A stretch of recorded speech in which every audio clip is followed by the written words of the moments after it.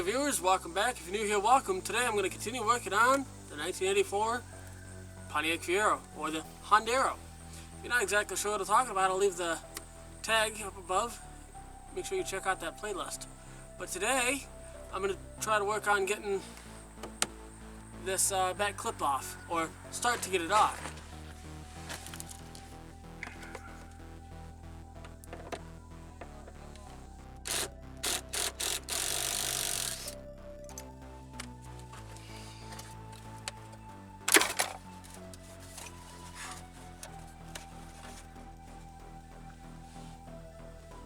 Yummy!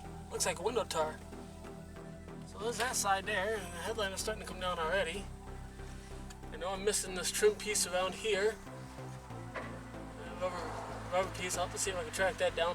So you're going to take the sunroof latch off, and I take this off,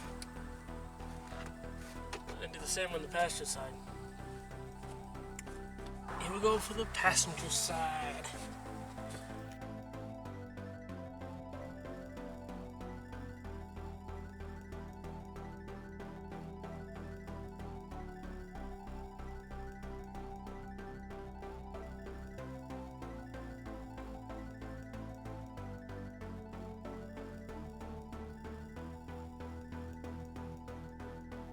Be careful when you bring these down because there's little clips in here, up in here, and I'll show you when I get that off.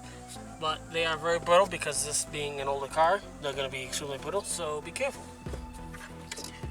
And it's a T55, or T50, excuse me, T50. Torque's up in there.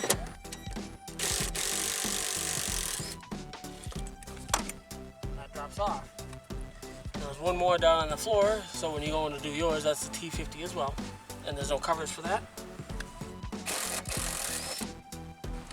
And there it is, right there. Oops. There it be. Top one off. And bottom one. Now, I'm gonna get behind here, kind of like you saw on the driver's side. Take the Phillips head out of here, right here, and the rest of this will come right out. There are little sleeves here that cover the panel so the seatbelt doesn't slide back through. But once I get this off, once I get these out, then that panel should come out. Okay guys, so it's the next day actually. Right out of time last night, but back the car's off. No freeloaders. And it's definitely got to be clean still. Look at all these pine needles up here. This car had to have been sitting under those trees for a long time. I also found, looks like a rat's nest there. But the best of it is, the best news is, I don't see any evidence as of last night of any chew marks on these wires, which is actually really good news. So I got the deck lid off, got the rear quarter off. Now I gotta go down to the storage area and grab the new parts, or the replacement parts, to put back on this. So what I think I'm gonna do actually is I think I'm gonna close the door, close the sunroof, and take the hose and just kind of hose this down and get all this crap off of here, because this is just nasty. It's filthy. But stay tuned, guys. I'll be back with an update. Well, it's on. Not bolted down, but it's on there. And if you watch Ronald Finger's video when he went to do his, when he went to remove his rear clip, he cracked his roof panel. And luckily, there are no cracks on this one.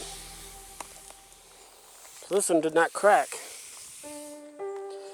So I had to remove this trim cover here, which goes on the back, right in that area, to get this to slide down the right way. But I got the fuel door cable into place again. I swapped that off the other one.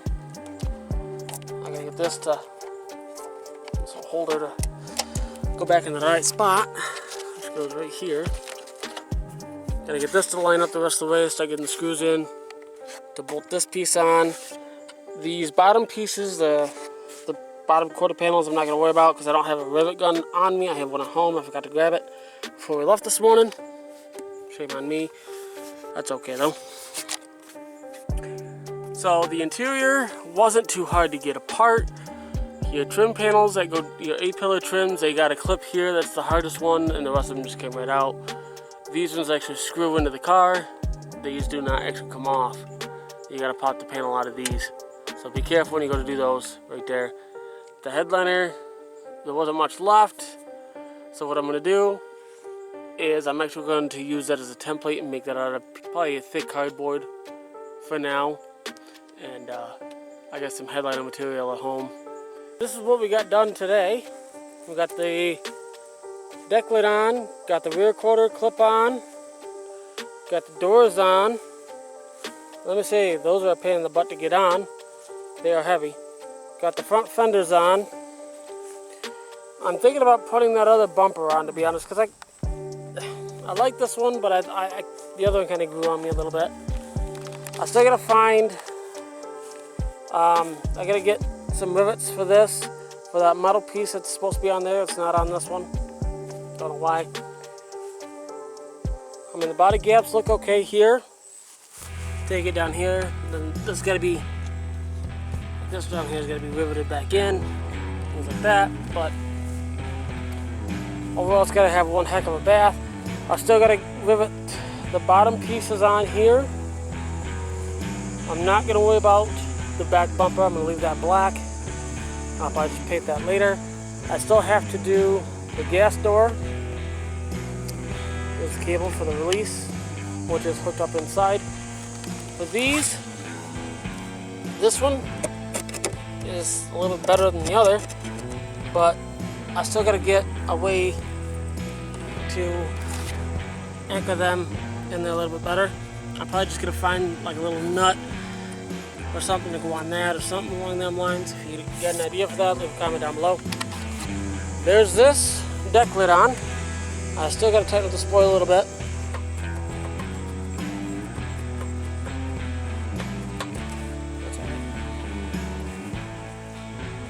Both louver covers, and then the center louver's on. This got damaged a little bit when we were working on the other car that this came off of. A little bit of fiberglass work there is going to be done, and then paint over that and then that. If you notice, it does say Fiero 2M4. It's been painted over, but it's okay.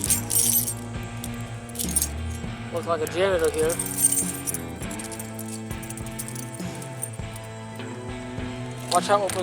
Watch how nice this opens.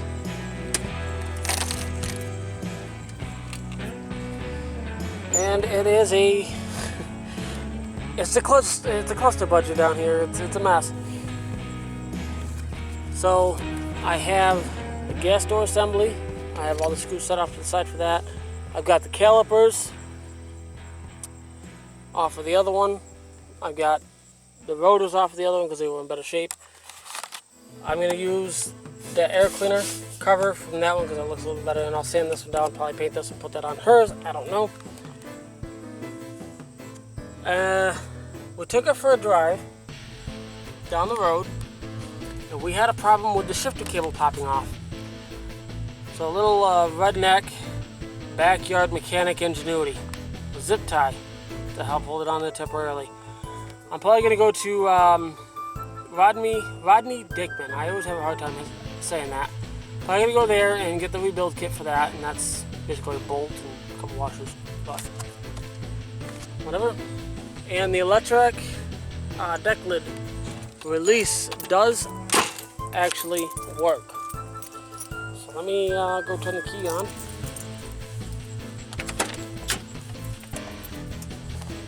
As for the interior, well, that's still tore apart. but it's going to get a little bit more tore apart because I'm going to be taking the dash out in an upcoming video, and I'm also going to be running the wiring for the power mirrors. I'll be putting those in because these doors are set up for it. They have the power locks, which are not going to work because this car was not equipped with it. I don't care. I'm not worried about that. I can still lock it by hand. That's good enough for me. I do have to get lock cylinders for the doors because the one on the passenger side, the key goes in but it does not turn, and this one is just shot. So turn the key on. See that? It does actually work. There you go. Got the taillights in. And believe me, those look a lot better than the other ones for two reasons. One, they're clear, and two, they're not cracked up.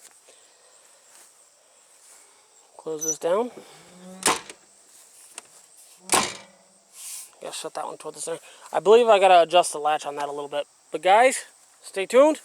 There's more coming for this guy, this car. So stay tuned, there'll be more coming. Have a good one. Alright, so here's what we got done today.